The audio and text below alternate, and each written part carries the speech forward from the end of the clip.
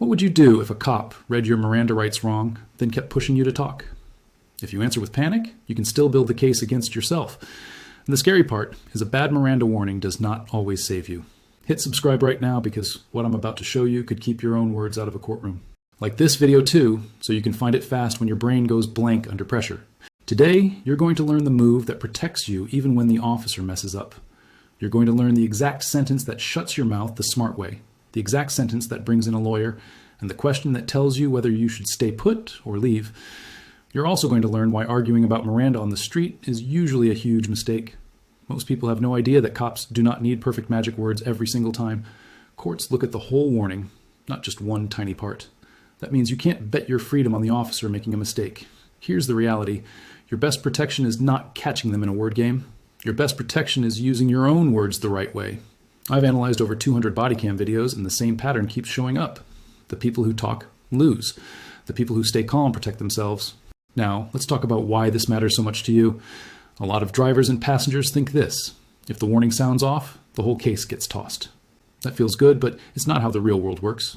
Miranda usually matters when you're in custody and they are questioning you. That means you're not free to leave and they want answers. If you start arguing, explaining, joking, or trying to sound innocent, you can still hand them details they will use later. You might also make it easier for them to keep digging. Here's the trick they don't want you knowing. Your first job is not to prove the officer wrong. Your first job is to stop the flow of words coming out of your mouth. Listen closely because this is critical. Even if the warning was weak, sloppy, or out of order, you still need to clearly invoke your rights. If you don't, your silence can get blurry and your later answers can hurt you badly. If you think the warning sounded wrong, the first thing you do is stop trying to debate it and clearly invoke your right to silence. Here's exactly what you say. I am invoking my right to remain silent. Word for word. Memorize that line. Say it in a calm voice. Say it once. If they keep talking, you repeat it once more and then you stop speaking. Let me show you exactly why that matters. A lot of people think being quiet is enough. It's not always enough. The Supreme Court has said your silence needs to be clear, not vague. That means sitting there shrugging or just staring at the floor is risky. If you later answer one question, that one answer can open a door you meant to keep shut. Bad way. Most drivers say, I didn't do anything, so I'll explain. Then the officer keeps asking and the driver starts filling in gaps the police didn't even know existed. Good way. Smart drivers say, I'm invoking my right to remain silent. Then the officer knows you are cutting off questioning and you stop feeding the case. This is 100% legal. You are not being rude. You are not being difficult. You are using a right people fought hard for. Defense attorneys use this exact line in court because it is clean and hard to twist. And if you're wondering whether this really matters, watch what happens when someone does not say it clearly. They start with one small answer. Then they explain where they were. Then they explain who was with them. Then they explain why they were nervous. 10 minutes later, they have talked themselves into a problem they could have avoided. The case you need to remember here is Berghuis versus Thompkins. In simple English, that case says you have to clearly say you want to stay silent. Just sitting there quietly is not always enough. That is why your words matter so much. This comes straight from Supreme Court rulings. And here's the deeper point for you.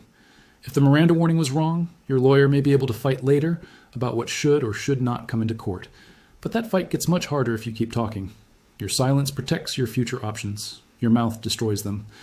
Former police officers have confirmed this works because once you clearly invoke, the room changes. You stop being easy to question. Here's the reality. The fastest way to help yourself is not winning an argument. It is ending the interview. Still watching?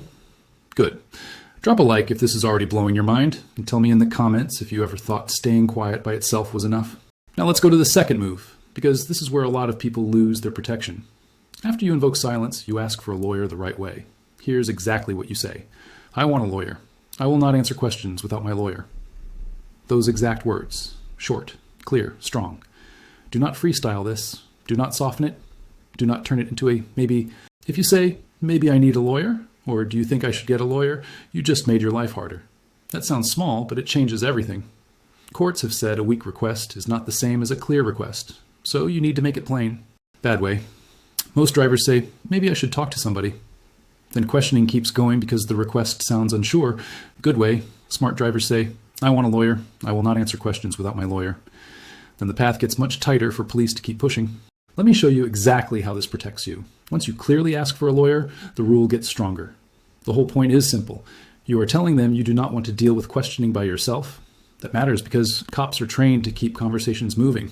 They will act friendly. They will act disappointed. They may say they're just trying to help you. They may say this is your chance to explain. None of that changes your safest move. You do not explain. You do not defend. You do not try to sound innocent. You wait for counsel. The case here is Davis versus United States, and the plain English lesson is brutal. If your request for a lawyer is fuzzy, police do not always have to stop. That means maybe is weak. I think is weak. Do I need one is weak. The clean line is the one you need. I want a lawyer. I will not answer questions without my lawyer. Then there is Edwards versus Arizona. In simple English, once you clearly ask for a lawyer in custody, questioning is supposed to stop until your lawyer is there unless you start the conversation again. That last part is important for you. Do not restart the conversation. Do not say, actually, let me explain one thing. That one thing becomes the crack they use to reopen the whole interview. This is 100% legal. You are not confessing guilt by asking for counsel. You are showing self-control. Legal experts agree this is your strongest protection when the pressure turns up. Watch what happens when people forget that. They hear the officer say, if you didn't do anything, just tell me your side. Then they talk because they think silence looks guilty. But guilt is not decided by who talks first. Cases get built with details, timing, names, and little facts you think do not matter. Your lawyer's job is to protect you from that. Your job is to stop volunteering. Your third move is the one that saves you from getting trapped in a fake, friendly conversation. You ask one simple question to find out where you stand. You look at the officer and say this: am I being detained or am I free to leave? Those exact words. Keep your tone flat. Keep your body still. Keep your hands visible. If they say you're free to leave, you leave. If they say you're being detained, you stop talking and stick to the other two lines you already learned. That is how you stay in control without acting aggressive. Bad way. Most drivers say, why are you doing this to me? Then the conversation turns emotional and they keep talking. Good way. Smart drivers say, am I being detained or am I free to leave? Then they learn their position and stop guessing. This matters because a lot of people get pulled into what feels like casual chatting. The officer says, hang tight for a second. The person stays. Then more questions come. Then more answers come. Then the stop grows into an interview. Berkemer vs. McCarty is the case you need in your head here. In plain English, a normal roadside stop is usually not the same as full custody. That means Miranda does not always kick in right away during a basic traffic stop. So if you sit there waiting for a perfect Miranda moment before protecting yourself, you are already behind. Your smart move is to figure out whether you are free to go. If you are, go. If you're not, stop talking and keep asking for counsel. This comes straight from Supreme Court rulings. And yes, you can ask this question calmly and respectfully. You are not challenging their badge. You are finding out whether you need to leave or lock down your words. Former police officers have confirmed this works because clear, simple questions force clear, simple answers. They also keep you from rambling. A lot of people think they need to fill silence with explanations. You do not. Silence feels weird, but silence is often your shield. And once you know you are detained, your path is simple. I am invoking my right to remain silent. I want a lawyer. I will not answer questions without my lawyer. Then nothing else. 90% of drivers don't know what's coming next. Stay with me because this is the most important part. And if you're still here, drop a comment saying I'm still here. There is one more move you need because this is where people ruin the first three tactics. Do not try to correct the officer's Miranda warning on the scene. Do not say, you read that wrong. Do not argue about missing words. Do not turn yourself into your own street lawyer. Your job is not to win a debate in the parking lot. Your job is to give your real lawyer the cleanest possible case later. Here's exactly what you say if they push again. I'm not answering questions. I want a lawyer. That's it. Nothing extra. No lecture, no sarcasm, no attitude. Bad way. Most drivers say, you skipped part of my rights, so this whole thing is illegal. Then they get drawn into more talking and more arguing. Good way. Smart drivers say, I'm not answering questions. I want a lawyer. Then they stop creating fresh evidence with their own mouth. This matters because courts do not always require perfect word-for-word Miranda language. Duckworth v. Eagan says the warning does not have to be identical every time if it still reasonably tells you the main rights. Florida v. Powell says something similar. In plain English, judges look at whether the officer got the basic message across, not whether every line sounded like a movie script. That is why you should never bet your whole future on the officer messing up a sentence. You protect yourself first. Your lawyer attacks the warning later. That order matters. Defense attorneys use this exact line in court because it keeps the record clean. You did not waive. You did not volunteer. You did not argue yourself into a corner. You invoked and stopped. Here's the legal backbone in plain English so you can remember it under stress. Miranda v. Arizona says if police have you in custody and want to question you, they must warn you about silence and counsel before using your answers the normal way in court. Dickerson v. United States later confirmed Miranda is still real law and not just a suggestion.